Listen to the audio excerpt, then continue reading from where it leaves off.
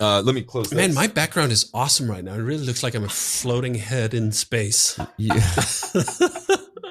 You know that Lex Friedman guy, podcaster? Yeah. He always does black backgrounds like that. It's very ominous. Yeah, it's weird. I haven't actually listened to his stuff very much. We're not here to promote other people's podcasts, okay? Welcome to Rework, a podcast by Basecamp about the better way to work and run your business. I'm your host, Sean Hildner. This week, we're talking about mission statements. And, well, quite frankly, we're talking about why they're horrible. On the last episode, we talked about the importance of standing for something, and you'd think a great way to let people know what your values are would be to write them down in a mission statement. However, these exercises usually just produce a few meaningless paragraphs of platitudes and actually work against what you're trying to accomplish by writing them in the first place.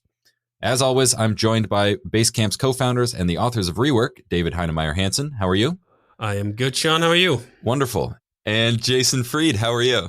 I'm doing great. Thanks, Sean. This week, we're talking about mission statements. And this kind of coincides with what we talked about last week about drawing a line in the sand and how important it is to stand for something and how important it is to let your audience know what you stand for. So maybe you could lay out what's the problem with mission statements. I can only tell you that every time I read one, it's cringeworthy. I don't know. Something about them, they don't feel like they jive with reality. They're very much written in a vacuum of sort of this utopian vacuum of what you think you are and what you think you're doing and what you think you should be. And they sound very grandiose. And I don't know. I mean, I'm sure there's a good one out there somewhere. I haven't run into one personally. I think the problem is most of the time that they're not in opposition to anything. All the statements are free because no one would take the other side. Then you're just plucking out of a list of platitudes. People are the most important asset we have. Okay, sure, I guess. The customer is at the center of what we do. Like, where else would they be? Like, if you were saying the opposite of that, like, do you know what? Our machines are the most important things. Humans come second. I'd be like, do you know what? At least you're saying something. I don't know if that's the right thing to say. It doesn't quite sound like it, but like there's something to it that's interesting. Or if you said like, hey, our customers are on the periphery of what we do. What we do best is bake bread. That's what we care about. And then this was one of the reasons why of all the episodes of Seinfeld that I can remember, there's only really one that stands out, and it's the Soup Nazi. Sure. It's like Soup Nazi had a mission statement that was worth something, right? Like, I made some damn good soup and you are privileged to be able to buy it. And if I forget why they got kicked out of the store, but you're like, there's something there. You're standing for something that's not free. You're literally turning away customers, kicking them out of your store if they don't sort of fill up with that, right? Versus mission statements is just the opposite. And so much of it feels formulaic because it is. There are literally books you can go buy that's like how to write a mission statement. Right. Like how to write a business plan. I remember reading a how to write a business plan, and you go like, it's very formulaic. Oh, you write this section and it says this bullshit and blah, blah, blah, blah, blah, right? We spoke about projections on a former episode where I remember having that sense of just pulling shit out of my ass, right? Like, this is what you're supposed to do. The hockey stick is supposed to look like this. Right. Can you formulaically come up with, I don't know, a hit song or a awesome novel or a great movie or whatever? Not really. Because if you could just hit play on that and you'd just be spewing out hits and spewing out bestsellers and spewing out blockbusters. That's not happening. Speaking of inconsistencies, the other thing that's weird about them is that mission statements feel like they're supposed to be sort of the soul of the business, but they're so sterile. Yeah. And they're so predictable that there's nothing soulful about them. What we did when we launched 37 Signals back in 99 is we essentially kind of wrote a mission statement by taking 37 positions on random ideas about the industry. Those are still up. We'll link to those. Yeah. I mean, in some way, it wasn't ever intended to be a mission statement, but as I'm thinking about it, it was basically laying out like, here's what we think, here's what we believe, but without saying it in a concise paragraph that's very formulaic. Can your business's values, or anyone's business's values, be distilled down? Like, not many people have the time or energy to write multiple books laying out their values. Sure. I'm sure. I think the simpler the business, the easier it would probably be to do. But yeah, I mean, I'm more interested. I think that the real sort of the telling statement for a lot of businesses is if they have a really good tagline. I've always liked taglines. Sure. Like I've always liked FedEx's tagline, or I don't know if they're still using it, but it's like if you absolutely positively need to get it there tomorrow or something like that. Yeah. Like that's really what FedEx does, actually. And it's probably the best distillation of what they do. Then I'm sure their mission statement is very flowery about people and about process and about quality. And I mean, it's all those things, but really the tagline is really what they're all about. The funny thing about mission statements is we've kind of tried the exercise a couple of times at Basecamp. Oh, really? Getting not a mission statement per se, but can we boil down what we actually stand for and believe in into 8 points? In fact, right now, the Basecamp handbook has something I think called values, which is essentially a form of a mission statement. And I think there's like 8 points in there. I can't remember what they are. I'm sure they sound nice, but the fact is that trying to distill like what do you stand for in a way that can drive decisions is incredibly hard. So hard that even this gang of long-term writers have not been able to do it. What we have been able to do is write literally hundreds of essays that take strong positions in narrow fields where you can get a sense of what we're about without boiling that sense down to a slogan. Because that's hard to the point of almost impossible.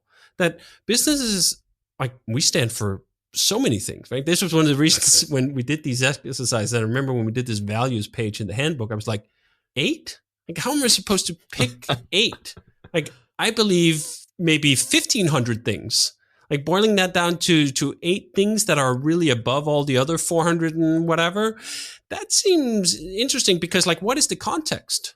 When do these things apply? At any one point when we're trying to deal with privacy, for example, there's a whole canon of positions that we've taken that will matter far more than these flowery, abstract, very high level positions that we've taken versus many of the things, in fact, most of the things that we write are very concrete. They're very practical, which is the opposite of what mission statements usually are. The more abstract they are, the more watered down they are, the better, which brings one funny anecdote. I'm sure we'll get to this chapter. And it was something about what you're supposed to do, watching the waves break and adjust accordingly. Like that is something that's so close to mission statement language that it's always just annoyed me. It's probably one of the sentences in the book I dislike the most. And why I dislike it so much is because it is one of the favorite sentences of a bunch of people who read the book.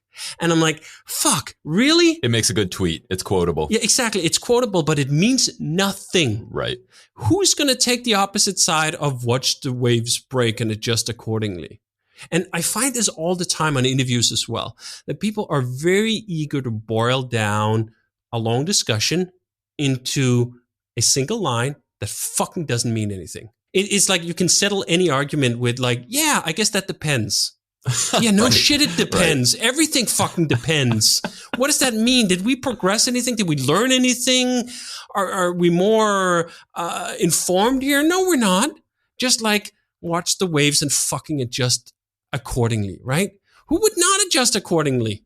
So yeah, I mean, we're prone to do it ourselves is what I wanted to say. Like any time that we try to boil it down, you run an extremely high risk, if not almost a guarantee that you end up in this watery, means nothing, feels good for a second. I can't even remember it after 2 moments. Is it important to have values stated that can be disagreed with? So I think what you're kind of saying was one of the things that bugs you about these mission statements is that no one would disagree with any part. I just don't think they have value unless they are trading something off. If everyone in the world would agree with these sentences you've picked out, I mean, you've just picked out some nice sentences, and that's really at the core of your mission. Really? Like that's the most important thing. That's the thing that's supposed to be your guiding light here. A thing that no one would disagree with any of the sentences, and that you could swap these 8 out with another 8, and no one would give a fuck because it just doesn't matter because it doesn't actually drive anything. This is why it is difficult. I mean, I buy even the theory that if you could really distill your missions down into 8 lines and they could really drive behavior and so on, yeah, that sounds valuable. Never, ever seen it.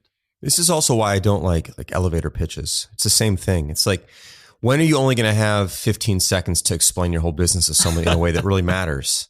It's an unrealistic thing to even have to write or listen to or absorb.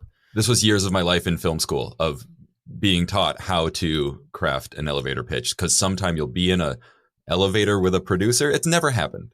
Yeah. So I think the other thing is that the word mission is a pretty heavy word. It's like, why are you here on this planet? Well, you're not here on this planet for the reasons you write in your mission statement, probably. Because it's like, there's an incongruency with the gravity of the concept and then what people write down. Now, again, is that a failure of the mission statements, or is that a failure of like people's imagination to write one? I don't know, but I don't think it really does anything. Well, I'll go further there. I think okay. it's a failure. Of course you will. Statement. Of course you will. Because do you know what? If you've never seen a successful application of a concept, it's not everyone else that's broken. It's the fucking concept. Right. Right. Like if we were like, you know what, like a good third of mission statements really hit the spot, and like there's 2/3 they could learn something from the one third, right? But we're like, I literally can never in my entire life remember a single mission statement I've ever read where I went away, wow, that was profound. Jesus, they really nailed it there. And I think part of the problem too is like, who's the mission statement for? Well, everyone who works here, everyone who might want to work here, everyone who buys from us. The lowest common denominator. Exactly. Yeah. Exactly. The mission statement, for it to mean something, it has to, in my idealized perception of a mission statement that actually mattered, has to run the risk that it might turn some people off. Yep. And I've never, ever read a mission statement that would turn anyone off. Do either of you have the book in front of you by any chance? Yes. Would you mind reading this excerpt from the Enterprise Rent-A-Car mission statement on page 47? This is the one about imagine you're standing in a rental I think car it's office? just a really great example of exactly what you guys are talking about, these platitudes. Yeah. So I really like the setup here, because this was exactly what I had in my mind when we were writing this. It seems very specific. What happened to you, David? I think this is a real example. It may just be something I'm imagining, but I was imagining it so vividly that it might as well be real. Sure. So it begins like this. Imagine you're standing in a rental car office. The room's cold, carpet's dirty, there's no one on the counter. And then you see a tattered piece of paper with some clip art at the top of it pinned to a bulletin board. It's a mission statement. Our mission is to fulfill the automotive and commercial truck rental, leasing, car sales, and related needs for our customers, and in doing so exceed their expectations for service, quality, and value. We strive to earn our customers' long-term loyalty by working to deliver more than promised, being honest and fair, and going the extra mile to provide exceptional personalized service that creates a pleasing business experience. Blah, blah, blah, right? It just goes on from there. Yep. Actually, now that it is coming to mind, this sense of seeing, it didn't say as much like the actual inspired case here, but it was a rental office, and it was a piece of clip art, and it was on the side of the sort of the wall, and the fucking picture, I kid you not, was also a little bit crooked. We're just like, oh, this is just perfect. It just summarizes everything this about commitment to quality, absolutely. Yeah, exactly. The attention to detail. And that's what actually makes a mission statement worth less than nothing. That is actively harmful. When you read bullshit like this and you have an experience that is in such contrast to what's being stated, you're like, not only are these people don't care that much, they're full of shit. Your call is very important to us. Please stay on the line for another half That's hour. the thing. You're trying to say something that's not offensive, and you end up being the most offensive of all. Mm-hmm. Like, you're full of shit. You are full of shit. This doesn't mean anything. And by you stating it, you're just pissing me off. You know, this is one of those things in a long line of corporate details that everybody sees and everyone knows are ridiculous, like including some job titles. Sometimes you'll be on the phone and it's like, please wait on hold for the, customer quality assurance advocate. It's like, what does that even mean? And it's a similar thing. It's like these labels applied to things, and these words that in a dictionary sound good and have meaning, but then they're assembled like Legos into something that you don't recognize and doesn't have any meaning. And it's just it's all a long line of the same issues. recently I've been on this kick of trying to find out, like, why are the traditions or the ways we do the things we do, like, what is actually the upside here? What could possibly lie behind the fact that we've just talked for a while now about the fact that how all these mission statements are total bullshit. We've never seen a good one. There must be something. Now I'm more curious than I was when we wrote that essay where I was just angry about the fact that this was such bullshit. Now I'm actually curious. There's got to be something of value here. There's perhaps like a meta narrative here that goes like, do you know what? The fact that we are so blunt about how everything is bullshit sets a tone that like we both know it's bullshit, and maybe that eases business somehow because so much of business is bullshit. And if we're like wink, wink, nudge, nudge up front about it, like maybe it glides down more easily or so. I don't know. But I'm like, there's got to be some long running reason for this, because you would think otherwise it would just have been discarded, right? Right. Like, what is this serving? Who is this serving? In what circumstances? This is a good mystery that I've never actually seen an explanation for. I think it all points back to ego. Ultimately, this notion that like we get to write what we want to be and what we think we are. Sure. And it makes us feel good about ourselves. Yeah. And that's what I think it really ultimately is. Yeah. But that to me implies that like just a sense of mass delusion, right? Like you write this thing that you think sounds good, even though everyone knows it's fucking bullshit. Even like you don't have to be a scholar to parse this thing and like, oh, actually it's bullshit if you analyze it 5 days. No. It's just bullshit on its face. Yeah, maybe it just feels good to write for the person writing it. And that's it. That's all it's for. It feels like a very academic exercise that makes people feel good about themselves, that there's no risk. I think, David, to your point about no trade-offs, there's no risk either. Right. But then why are we doing it? Well, yeah, I mean, I don't know, but I feel like it's this thing we can all rally around and feel good about ourselves and feel like we're making progress on something early before we have anything else to do. Yeah. Like you don't write your mission statement last, you do it first. And it's like, this is what we're all here for. And it's just, but yeah, I know, I'm with you. Well, you say there's no risk, but David, I think you were kind of saying the opposite. There actually is a risk. You're right. Is it better to say nothing? If you don't have the time to write 75 essays in a book. Yes. Just shut the fuck up and create a good product or service and sell it. Make the thing. Yeah. This is the thing too. When you go with the mission here, right? It will be evident. Do you actually care about the person who's on hold, right? Like it'll be evident in the processes you set up, your response times, all these other things, right? If there's someone actually fucking behind the counter who can help me at a rental car company, they'll tell me, okay, they care. And if there's not, and it's nasty and dirty and the car is always whatever, don't even get me started on fucking rental cars in the US. Because it's my job to get you started on rental cars in the US, by the way. Is you go to a rental car office, right? And you're like, I get a car. This has happened so many times. And you can tell it was just washed, but it ended up worse than being dirty. This is one of the things that just amazes me about the fact, like you wash it off and then you leave it out to dry. So it just has water spots all over everything to the point you can't see anything at all. Anyway, this idea that like, if you actually cared about the ultimate customer experience, maybe you just fucking wash the car. And I'd walk up to the car and it'd be clean and I'd go like, wow, I didn't expect this. You are better than the competition. You care more about the base product that you're offering, which gets to perhaps to the other point here is like, why is this so grandiose? Can't you just be a goddamn company that makes a fucking widget or provides a service and that's enough? You also have these aspirations of missions that saves the world.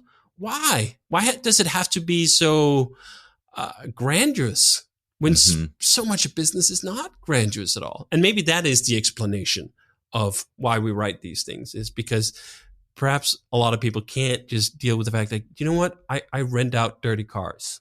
That's the business we're in. You know, the car runs the same whether it's dirty or clean. Yeah, exactly. Right? And that perhaps sounds depressing. And then a mission statement about pleasing customer experiences somehow gives meaning to life in some abstract, bullshit, self-denying way. I don't know. I was going to say the rental car mantra should just be like, you need a car, we've got a car. That's it. Bingo. This is the thing that amazes me, because when you consider slogans like that, which is actually not that far from the FedEx one you just called out, that's really good. Yeah, right? Yeah. When you peel off all the bullshit and just say what it is, that somehow feels like rebellious. Mm-hmm. Like a company that would dare say, hey, you need a car? We got a car. Mm-hmm. Actually, I don't know why I would just remember about this, but I was just watching this clip again about Seinfeld, and he shows up to a rental car counter, right? And he's like, I have a reservation for a car. And they say, well, we don't actually have that car. And he's like, what do you mean I have a reservation? Well, I understand, sir, but we're out of cars. Like, he's like, I don't think you know what the word reservation means. It means you put a car aside for me by the time I show up. And you're like, if you boil it down to just those basics, I need a car and you have a car. That is a rebellious act in an age of bullshit to simply just tell it straight and not need to wrap it in layers and cake of nonsense. Have you ever tried to write a tagline for either Basecamp or Hey? I think we've had a variety of them over the years, but I don't think they've ever been like under the logo, which is where tagline typically goes. But of course, I think it's a fun exercise to think about how to cleverly explain something, but that's more of a creative exploration than it is like a necessity. Right. When starting a business, don't start with the tagline is what you're saying. Yeah, I mean, it's fun. I like coming up with taglines for other businesses. I don't like coming up with them for my own. I think it's fun to think about like, how do you really distill other people's businesses? Mm-hmm. But anyway, I don't know if we've ever really had one. Do you know what? I think that's the essence. You shouldn't write your own tagline. You should ask the most disinterested customer to write it for you. What do you do here? As Jason would say, like if he was going to tagline someone else's rental car business, he'd be like, you need a car? We got a car. Yeah, there you go. I remember also when we did these jobs to be done interviews a handful of years ago, one of the big takeaways with Basecamp was that it was used to cover people's asses. This idea that Basecamp covers your ass really resonated. Well, we didn't come up with it. Like people kept saying it. It's basically a client situation. Like, the client asked for this. They said they didn't ask for it, but I have it on the record. It covers my ass. And it's like, that wouldn't like really be a tagline for Basecamp, but I like how someone else, like that's what it meant to them. Right. But they can be inspirational. Just Do It, of course, is a very inspirational one. I don't think like Tesla doesn't have one and Apple doesn't have one. And there's a lot of companies that don't have one. You don't need one. Yeah, that's an interesting exercise. That'd be fun to explore. It's fun to play with it, but I don't think it matters. Do you know what's interesting though is I have this sense that when we wrote this essay, mission statements were more of a thing. Because I'm trying to remember, have I read a mission statement lately? Has that been something that companies have been promoting? And I feel like it's less of a thing. Maybe they're just burying it down on their corporate website next to whatever bullshit no one else is reading. I think they're called values now. I think that's like what people have sort of transitioned to, like corporate values. Yeah, that's true, perhaps. And that I'm sure it's still taught in business school. Yeah. Cool. Well, I think this is a pretty good place to end. Next week, we are talking probably the first of very many episodes about taking outside money. So I hope to see both of you next week. Thank you, Jason Fried. Thanks, Sean. And thank you, David Heinemeier Hansen. All right. Bye.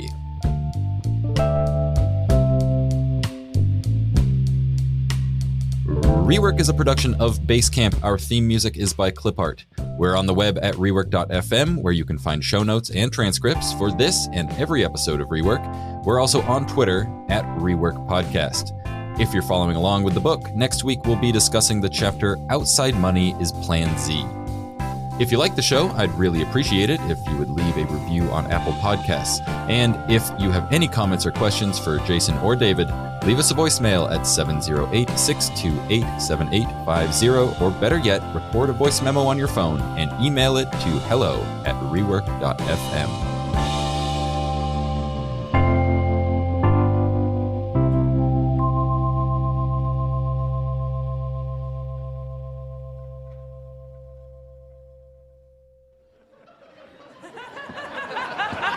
Medium turkey chili. Medium crab bisque.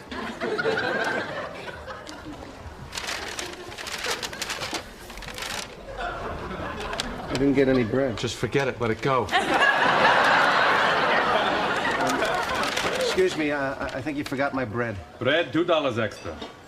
$2, but everyone in front of me got free bread. You want bread? Yes, please. $3! What? No soup for you.